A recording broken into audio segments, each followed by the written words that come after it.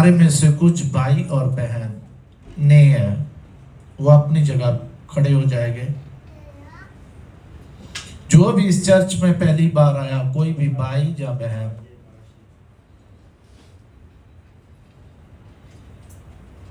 God bless you all. खुदावंद आपका जहां आना मुबारक करे, आपके हाथ के काम के ऊपर, आपकी कंपनियों में, आपके घरों में, आपके घरानों में खुदावंद आपको मुबारक करे। सब बोलेंगे आमीन। आप बैठ सकते हो। क्योंकि हमारे परमेश्वर के बहुत अलग अलग नाम है, उसमें से एक नाम है इलोहिम खुदावंद, जिसका मतलब है कि वो रचने वाला खुदावंद है। आज के दिन को खुदावंद ने रचा हुआ है। ये सब खुदावंद ने एक प्लानिंग की हुई है। ये पास्टर जी बैठे हैं, मैं बोल रहा हूं, आप सुन रहे हो। ये सब खुदावंद की एक प्लानिंग है, योजना है। आपका आना जहां एक प्लानिंग, एक योजना के तहत है, क्योंकि आप उस टाइम तक नहीं आ सकते जब तक खुदावंद की योजना आपकी लाइफ में काम नहीं करती। लेकिन जब आप आ जाएं, फिर हमारी इस बाइबल में लिखा गया है कि दिन घटाए गए हैं, समय को अपने लिए लाभदायक बना ले। फिर आपने खुदावंद के भवन में आके दुआ करनी है, पश्चाताप करना है अपनी गलतियों का, अपने गुनाहों का, क्योंकि मेरा वो परमेश्वर है। आप कितने भी अधर्मी होंगे, आप उसकी हजूरी से धर्मी जन बन के जाएंगे। फिर जब भी आपको खुदावंद अपने भवन में ले आता है, आपने बस मन से दुआ करनी है। आपकी लैंग्वेज कोई भी हो, आपकी पुकार कोई भी हो, आपकी दुआ कोई भी हो, मेरा परमेश्वर जो पवित्र मन से दुआ होएगी, वो दुआ का हाँ और आमीन में आंसर देगा। आप जो पहले भी आते हो, जो पहली बार आते हो, आपने दुआ करनी कि खुदावन आप सृजनहार हो, आप प्रेजेंट वाले हो। आपकी जो भी योजना है, जो भी प्लानिंग है, आज से मेरी जिंदगी में बढ़नी शुरू हो जाए। अगर आप मेरे को जहां लेके आए हैं, आपने आज का दिन रचा हुआ है, तो आपकी एक योजना है, एक बुलाहट है कि मैं आपके नाम में बढ़ सकूं। खुदावंद मेरा जाना आना मुबारक कर, मेरा आना मुबारक कर। खुदावंद मेरी विनती को स्वर्ग राज में सुन। खुदावंद आज से खुदावंद मेरी जितनी भी योजना हो, जितनी भी प्लानिंग हो, आपका पवित्र आत्मा उसको पूरा करे।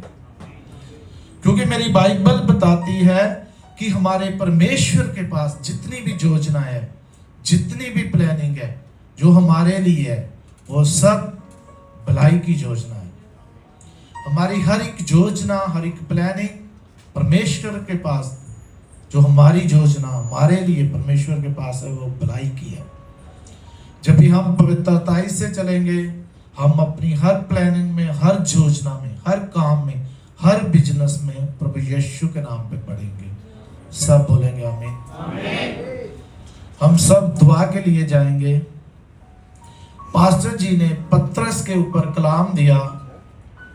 सच मानो कि मेरे को भाई परमजीत की याद आ रही थी।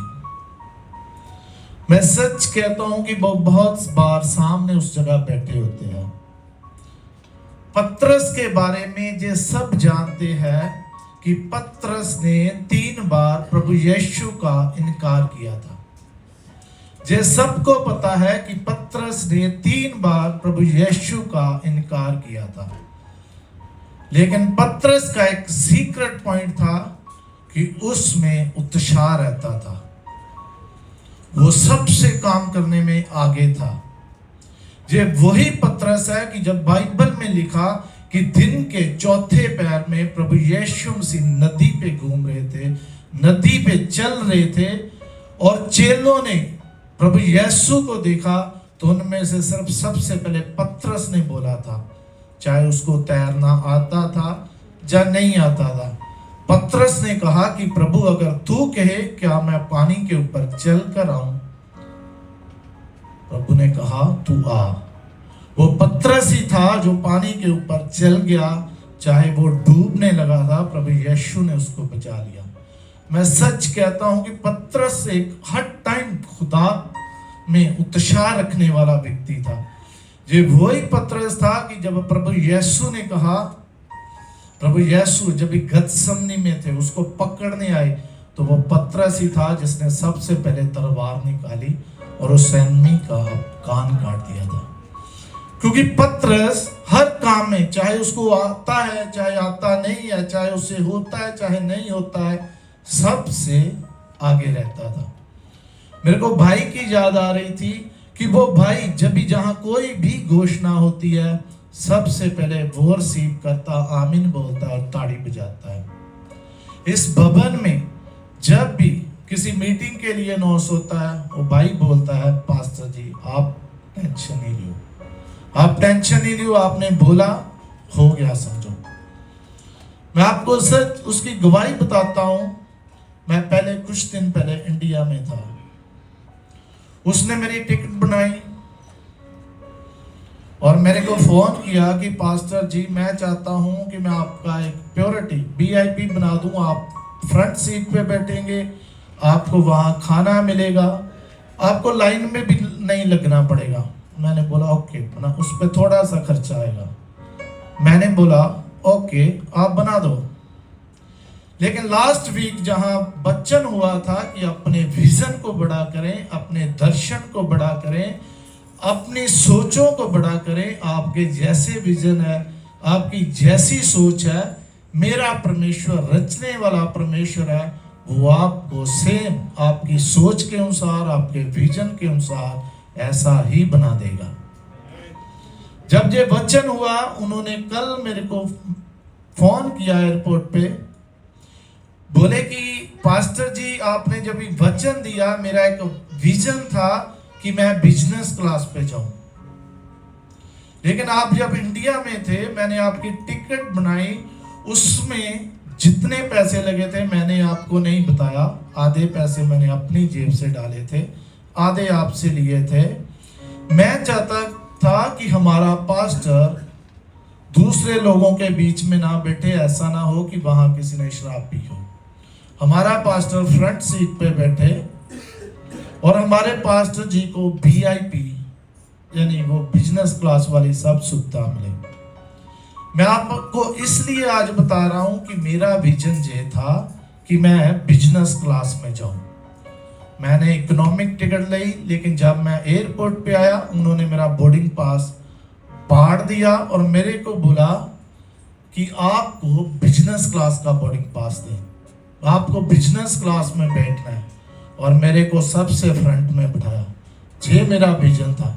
उसने बोला पास्टर जी आपने सही उस दिन वचन दिया था कि जो तुम बोओगे वो ही काटोगे। ये मेरा विजन था कि मैं बिजनेस क्लास में जाऊं, लेकिन मैंने आपकी टिकट बनाई और खुदावन ने आज फ्री में मेरे को इकोनॉमिक क्लास की मेरी टिकट है और मेरे को बिजनेस क्लास टिकट में बिठा दिया, और टोटल ही फ्री जो 4,000 टिकट है वो आज सुन। मैं आपको सच कहता हूं कि मैं ईमानदारी से कहता हूं, आप अपने जितने बड़े विजन रखेंगे, जितनी बड़ी सोच रखेंगे, जितनी आपकी योजना होगी, जितनी आपकी प्लानिंग होगी, वो मेरा परमेश्वर स्वर्ग राज से सब पूरा करेगा। क्योंकि मेरा परमेश्वर जीवित परमेश्वर है, मेरा परमेश्वर जिंदा परमेश्वर है। ये मेरे को नहीं पता आपने कितना बोया है, लेकिन आपने जितना भी बोया है ये स्वर्ग राज में याद किया जाएगा। मैं आपको सच कहता हूं कि चाहे आपने बपतिस्मा लिया या नहीं लिया, फिर भी ये दान और दसवान मेरे परमेश्वर की हजूरी में आपके लिए बात करते हैं, ये याद किए जाते हैं। ये दान और दसवां जे भवन के, जे आकाश के झरोखे खोलते हैं। अब ध्यान से सुनना, मेरे परमेश्वर ने बहुत ब्लेस किया हुआ है। मैं आपके दान और दसवंत से कुछ भी नहीं लेता, लेकिन इस भवन से खुदावंद ने मेरे को बहुत बहुत ब्लेस किया है। और मैं सच कहता हूं कि जे आपके पैसे की जरूरत मेरे परमेश्वर को भी नहीं है, क्योंकि मेरी बाइबल में लिखा है, जोब कहता कि आकाश के नीचे और धरती के ऊपर जितना भी है, जो भी है, वो सब परमेश्वर का है। परमेश्वर को आपके पैसों की जरूरत नहीं है, लेकिन जो एक वे है, एक रास्ता है, मेरी बाइबल बताती है, दियो तो दिया जाएगा। क्योंकि परमेश्वर आपको देना चाहता है, परमेश्वर आपको बढ़ाना चाहता है, लेकिन बाइबल का परमेश्वर कभी भी वचन से बाहर जाके आपको कुछ भी नहीं देगा। बाइबल का परमेश्वर जो बाइबल में लिखा है वचन के अनुसार और बाइबल के अनुसार आपको ब्लेस करेगा। क्योंकि बाइबल में एक लॉ है, एक नियम है, एक सिद्धांत है, दियो तो दिया जाएगा। और बाइबल बताती है कि जो मेरे राज के लिए, अंजील की खुशखबरी के लिए बोता है, तुम में से ऐसा कोई भी जन नहीं जिसने बोया हो और 100 गुना पाया ना हो। क्योंकि मैंने आपको बताया था कि अब्राहम का जितना लंबा सफर था, उसका लगभग 100 साल का सफर था। उसको एक बेटा जब मिला, उसने परमेश्वर के लिए, कुर्बानी के लिए अपनी तरफ से अब्राहम ने दे दिया था। लेकिन उसके बदले में परमेश्वर ने अब्राहम को कहा कि अब्राहम, अगर तू अपनी आंखें आकाश की ओर लगा, अगर तू तारे गिन सकता तो गिन, तेरे को मैं इतनी संतान दूंगा। अगर तू समुद्र के किनारे की रेत को देख, अगर तू उसको गिन सकता तो गिन, तेरी संतान इतनी होगी। मैं आपको सच कहता हूं कि आप जे मायने नहीं रखता कि आप कितना देते हो, मायने जे रखता है कि आप किस विध से, किस नियत से देते हो। मेरे को याद है, जो गवाही है, जहां एक भाई था रवि, अब इंडिया में है। एक दिन उसने मेरे को 271 द्राम दिए कि पास्टर जी जे दसवंत लो। सच मानो 270 नहीं, उतने पहले हुए थे जितना उसका 1 द्राम था। मैंने जब भी वो 1 द्राम को देखा कि जे 271 है, जे 1 द्राम जो है, इसने इसका भी दसवंत दिया। मैंने रात को दुआ की थी। सच आपको सच कहता हूं कि खुदावन ने उसको अभी ब्लेस किया है। वो आने वाले समय में खुदावन की ओर से एक बच्चे की ब्लेसिंग उनको मिलेगी।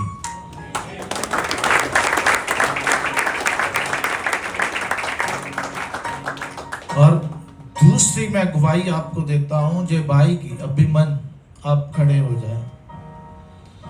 जे भाई मेरे को दिसंबर में मिला था, इसने एक प्रेयर कराई कि पास्टर जी मेरे ऊपर कर्ज बहुत है, मैंने बहुत कर्जा देना है, मेरे को नहीं पता कितना देना है, शायद लाखों में देना था। और इसने कुछ पैसे मेरे से उधार लिए। आप बैठ सकते हो भाई। उधार लिए और मैं चर्च के बाहर था, इसने पैसे ऐसे मेरे हाथ में पकड़ाए। मैंने देखा कि शायद पैसे बहुत है।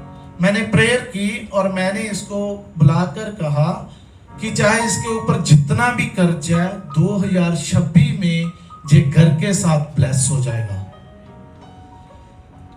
लेकिन मैंने ऐसे पैसे पास्टर स्टीफन को दिए। पास्टर स्टीफन ने मेरे को फोन करके बताया कि पास्टर जी ये दसवंत नहीं है, जो आपसे उधार लिए थे, ये उसने वो पैसे वापस किए। मैंने बोला चाहे वो उसने अभी तो उधार लिए वापस कर दिए, लेकिन उसने अपनी ब्लेसिंग रिसीव कर लिया। अभी उसका घर बनेगा जरूर। और खुदावंत का धन्यवाद है कि उसका 2026 में जनवरी में घर बनना शुरू हो गया था।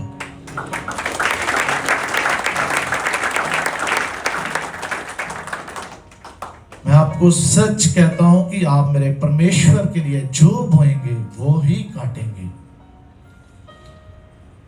आप अगर एक अच्छे वर्शिपर हो, खुदावंत के लिए अपनी वर्शिप को बढ़ाएं।